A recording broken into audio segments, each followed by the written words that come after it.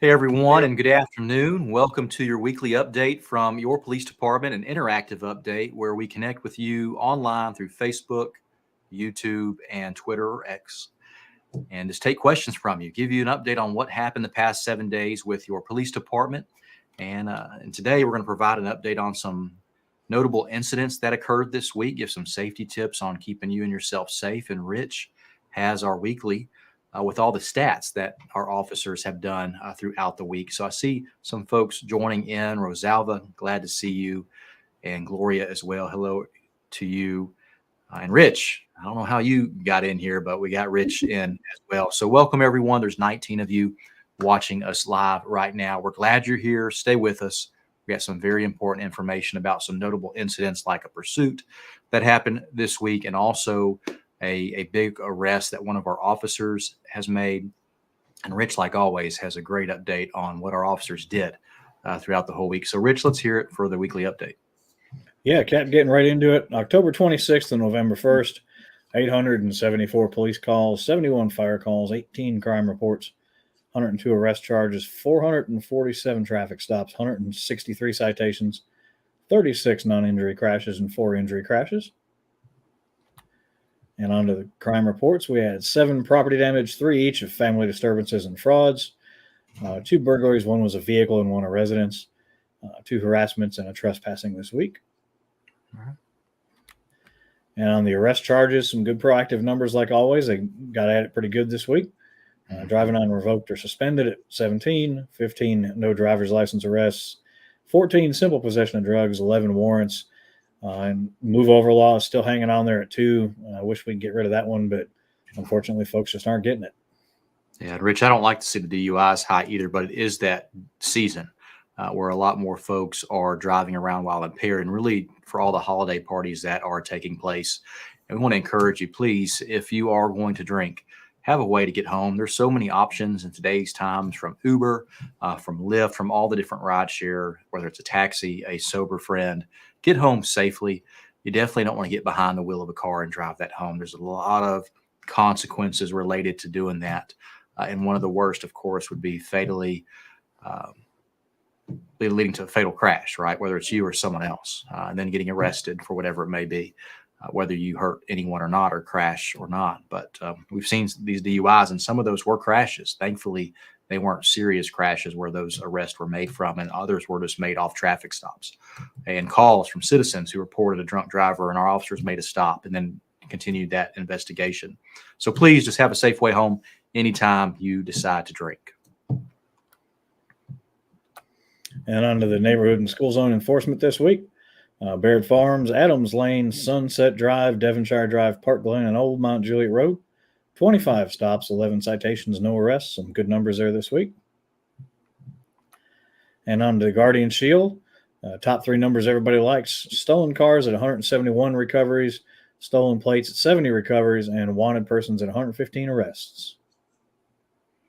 Yeah, with Guardian Shield, that's how we got wrapped into a pursuit on Monday. You may have noticed the text alerts that went out about that. The first one is, we're in pursuit, and then we provided an update that they were heavily armed individuals, and then we provided an update that our officers lost sight and where they lost sight of these suspects. This screenshot is from Channel 2's website, where multiple juveniles have been arrested in connection with this police equipment theft that occurred in Smyrna. So we knew about the theft that occurred through our information sharing channels that law enforcement has. And we knew what vehicle we were looking for because it was a stolen vehicle out of Nashville, which was already in the system that our license plate readers, Guardian Shield, are able to get access to. And just in the afternoon on that Monday of this week, the alert comes through. We know they are likely armed because of what they stole, police equipment out of other police vehicles, and our officers engaged in pursuit of them after finding them parked in a parking lot in the Providence area. Before our officers even had a moment to turn on their blue lights, they fled, and our officers gave chase. And unfortunately, our officers can't drive the way suspects drive because there's accountability in law, and we want that to be there. We want our officers to drive safe, and if there's an opportunity where a suspect is just driving too reckless, our officers will not be able to catch up. pursue that suspect. And that's what happened. The suspect was able to evade our officers. We lost sight, and then we immediately updated Metro Nashville of us losing sight of those suspects. And they, of course, sent officers in that area and continued the investigation. But once a pursuit occurs in our community, if we're able, we get a quick text alert out about that. It's already pre-typed. It's just a button that is pressed to alert our community. And we always have community members ask us, well, why can't you tell us where the pursuit is or where it's going? Well, folks, pursuits are very quick, and we can't give location updates. If it's on Lebanon Road in a minute, it's going to be down by Interstate 40. So we just want to let everyone know in our community at once with a simple text message that there is a pursuit in the area, and to be aware. And even we update it with the armed caveat, because we just wanted people to know if they saw our police officers around this car, they're likely armed and to stay away. And then, of course, once we lost sight of them, we were able to update with a more detailed location. But on our pursuit updates that we provide, we're the only agency I know of around that even gives that alert out to our community. We're not going to be able to give a location simply because pursuits are dynamic, they're quick, and they are going to travel all through town when one occurs. And if it meets the threshold that we are going to pursue that vehicle, which is only for dangerous crimes or super serious crimes that warrants a pursuit to even take place to begin with. With us having our LPR system and Guardian Shield, we are, as a community, interacting with more dangerous offenders because we know they're in the city and our officers are going to go look for them. Prior to Guardian Shield or LPR, we just didn't know they were in the city, so our officers weren't looking for them. But now that we have this information, we go out, we look for them, we find them, and then we're having encounters with dangerous people. But our officers are going to do whatever they can to keep this city safe when they have those encounters, and to ensure that they are not going to harm anyone in our city, our beautiful city of Mount Juliet, and all the beautiful people that live here. But this update publicly available through the different news sources. I saw this on Channel 2's website and just wanted to pass that along to everyone in our community, because I know you're probably concerned about it and we're wondering what ended up happening with this. But it's juveniles involved in connection with this. And you can see that the other information they have posted about the arrests that were made, how it's still obviously an ongoing investigation. So stay tuned to your local news. They're going to provide more information on that as it becomes available. Our only involvement in this incident was the fact that they entered Mount Juliet. We attempted to stop them, and they were able to evade us. So more updates really will not be coming from us on that. A good arrest that happened was on Wednesday early morning. Our officer, Corporal Justin Angle, was out and just patrolling, and he noticed a car traveling with no headlights on. That was suspicious, but then it quickly pulled into a parking lot. So he kind of got in a position to observe this vehicle and noticed one of the occupants removed a paper tag off the real tag that was on the back of the car. So he made contact with these people, could smell marijuana coming out of the car, but noticed a lot of purses in the vehicle. And then while he is conducting that traffic stop, a call comes out near the Burn Boot Camp on Lebanon Road at the Mount Juliet Commons Shopping Center. That's near Publix on the north end of town. And 3 cars were burglarized in that incident. And from 2 of those vehicles, they were able to make entry and steal purses. And what Corporal Angle then realized was that I just stopped the people who likely just did this burglary up the street. And before the victims even knew about it, we already had the suspect stopped. And can't go too much into the details, but a lot of other people's stolen items were recovered. We were able to give the stolen items back to our victims in Mount Juliet, and we're also working to connect all the other stolen items with other victims throughout the Middle Tennessee area. And this case alone is helping a lot of cities solve other cases related to vehicle burglary, where you have suspects who target gyms and like daycare centers, but really gyms, because they know people like to leave their purses and items of value behind when they go inside and work out. And when they leave them behind in the car, they're going to bust that window open because they see it, and they get in there and they steal the items quickly. So they target those parking lots of gyms because they know the likelihood of them finding items of value is higher. So that they have a greater reward. That's why they go after gym parking lots, because us in general like to leave our valuable items in our car when we're frequenting the gym. So that's just a learning tip there. when you go to the gym, take all your valuable items out, take them inside the gym. Hopefully there are lockers there where you can lock up your valuable items. Definitely do not leave it in your vehicle. But great work to Corporal Engel on that. Amazing work. I know, Taylor, you've been doing a lot of back end stuff as part of your investigative analyst duties, and you've definitely been connecting a lot of cities and victims with these suspects and continuing investigation, but more charges are headed their way. So good stuff. I want to give a shout out to Detective Mackenzie Favors. She was the October Employee of the Month in partnership with the U.S. Community Credit Union and our city of Mount Juliet. We're just grateful that they honored her for that. She does a lot of good work. Our detectives do amazing work. All of our staff do good work, but it's always nice when to see one of our employees get that extra accolade for the work that they do throughout the month. So great job to Detective Favors. Parade coming up December 9th, our Christmas parade. Parade route is from the Mount Juliet League Fields or Two Rivers Park. We'll travel down Lebanon Road to East Division Street off North Mount Juliet Road. Same route that has been for the last couple of years. The theme is Tennessee Christmas Parade, and the Grand Marshal is our very own Chief of Police, James Hambrick. That is just a few days before his retirement date, and the city is going to send him out in style with a parade as he is the Grand Marshal. So I think it's an awesome theme and a great Grand Marshal.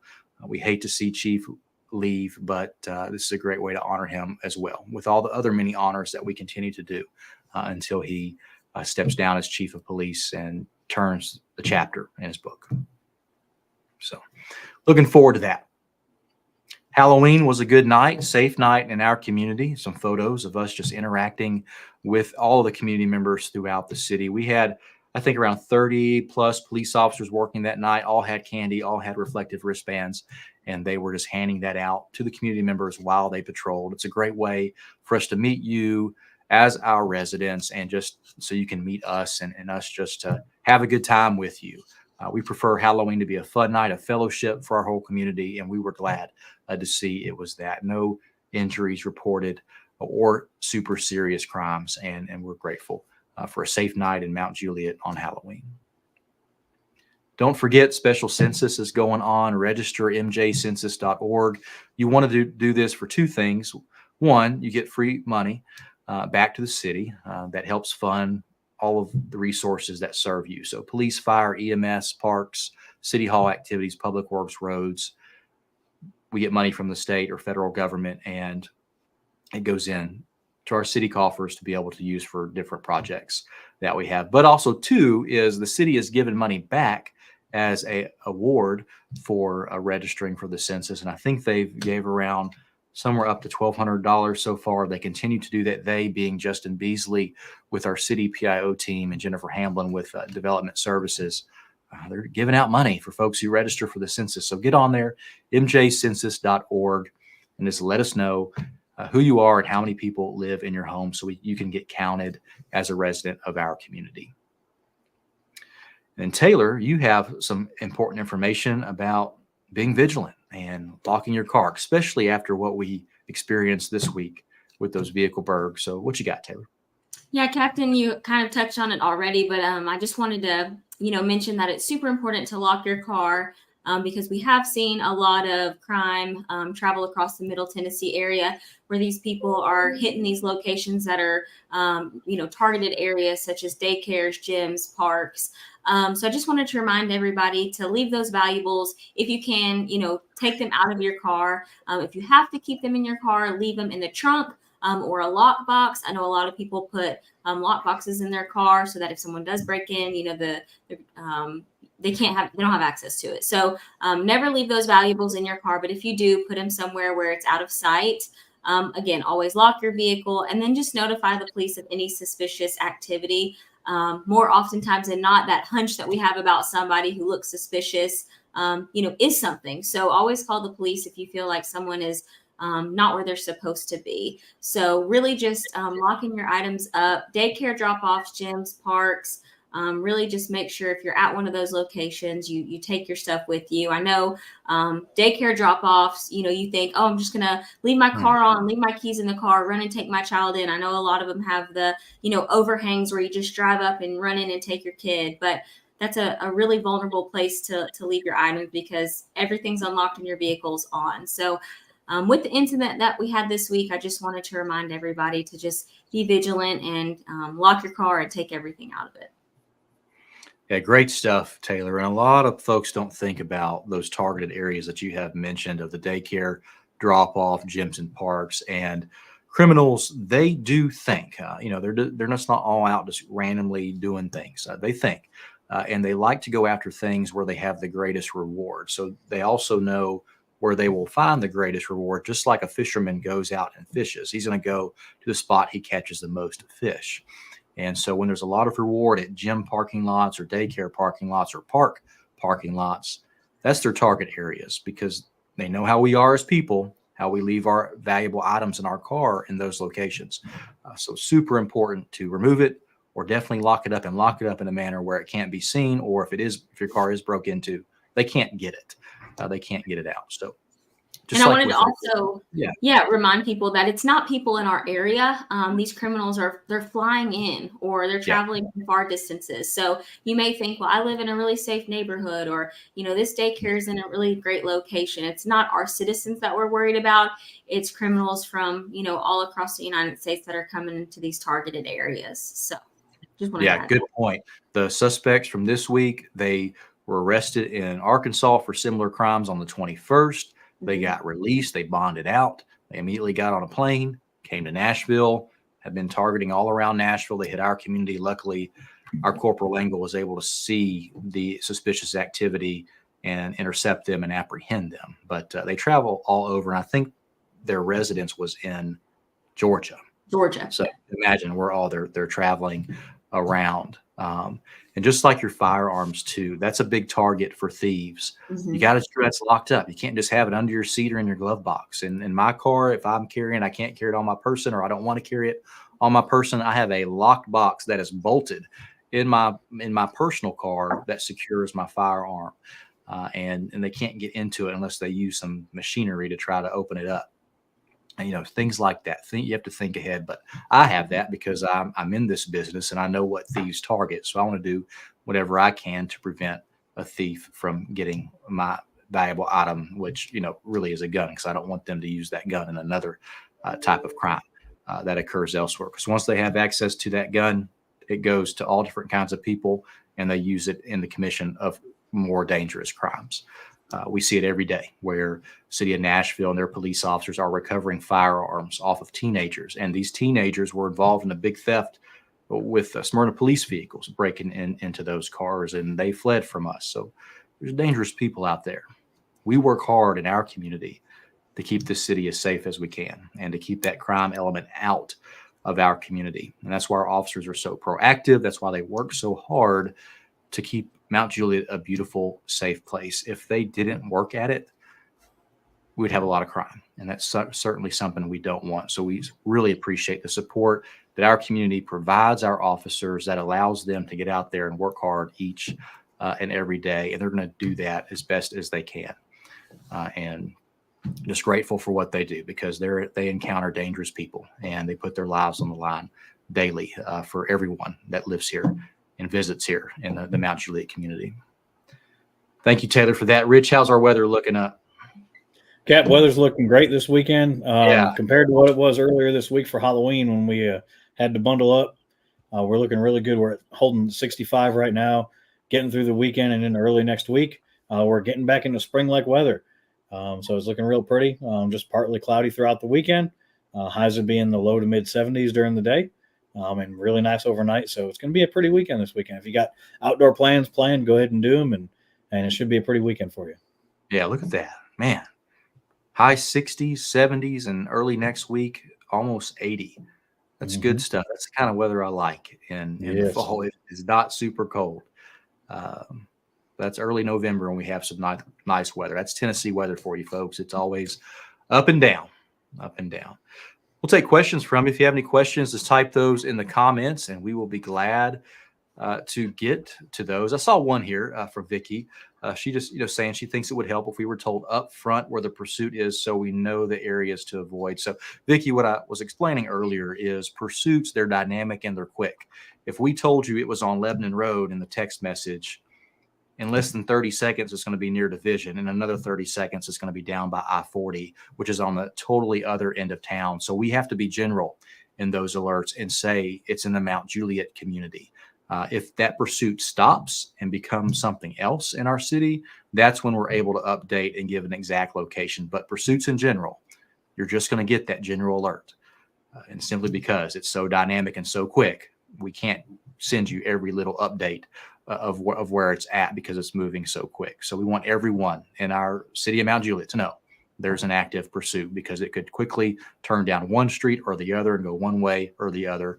And we're the only city I know of that is able to send these alerts out. But the way we look at it is, if we're going to engage in a pursuit that is dangerous, and we have a platform such as MJ Alert to send out a text message to let our community know about something dangerous happening, we're going to use that platform just to let as many people as we know. And all that may do is people may see it and just look in their rear view mirror more often, look in their side view mirror more often, will understand why there's a lot of police vehicles going somewhere, bring more awareness to the activity. And hopefully by that, a little bit of additional awareness, we make things just a little bit safer. But unfortunately, we just can't give the exact location, because that location is going to change. Right. Just kind words from Tyler Watts. Thankful for MJPD and staying safe. Excellent department. Proud of my town that I grew up in. Thank you, Tyler. Appreciate that. And just comments from Crystal about great work, and Emma saying awesome. And a little bit Savage just saying, hey, thank you for keeping us safe, MJPD. So we have a great team here. They care about you.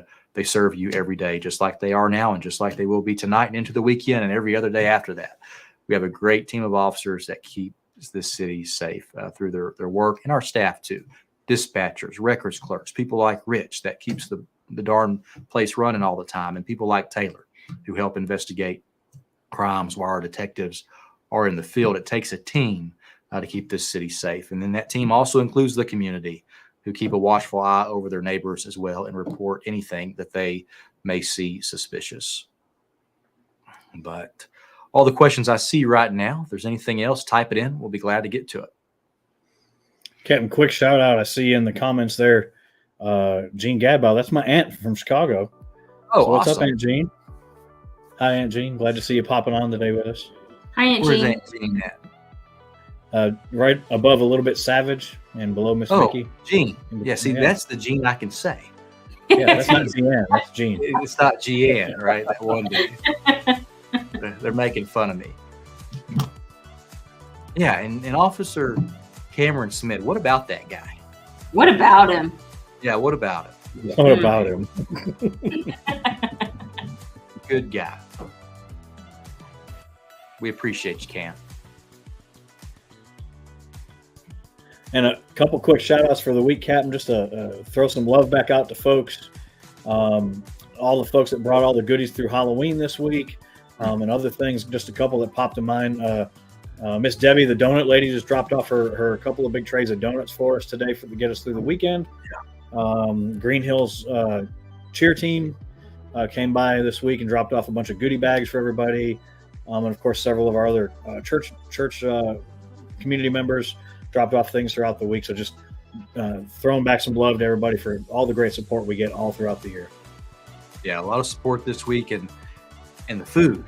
My goodness, that is my problem. That is why I have to run every night or do some type of cardio, because I keep gaining weight related to all the sweets that I eat. But I eat the sweets and I find the sweets here. It's like there's crumble cookie right now waiting on me in the records office. And then if I go around the hall, there's 2 big tins of donuts.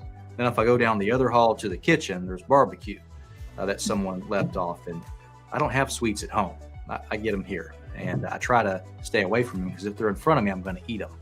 And that's my problem. Hopefully I'll work through it and have enough willpower to not pick up the cookie or the donut or the cupcake or whatever is dropped off. But really, folks, we are blessed to serve this community. So much of our community members love on us all the time.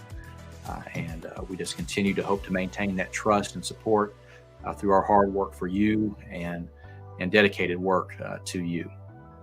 Through our honor, through our professionalism, and through the respect that we have for everyone. Taylor, what do you have happening? Nothing. I think it's going to be a Nothing? low-key weekend, which I'm excited about. It's been a busy week, so I'm excited to relax. Yeah, it's been busy for us. The past 2 weeks and 2 weekends, there's been something there that we're always working at. And it's nice to go into a weekend where there's nothing on the schedule, to be honest, and we can relax. But every evening, the past 2 weeks, stuff during the day, and on the weekend, a lot of stuff happening. And we are a little exhausted by the end of October. And this weekend, we look forward to hopefully recharge and get back at it as the holiday season picks up with Thanksgiving and Christmas. I think I might put my Christmas tree up.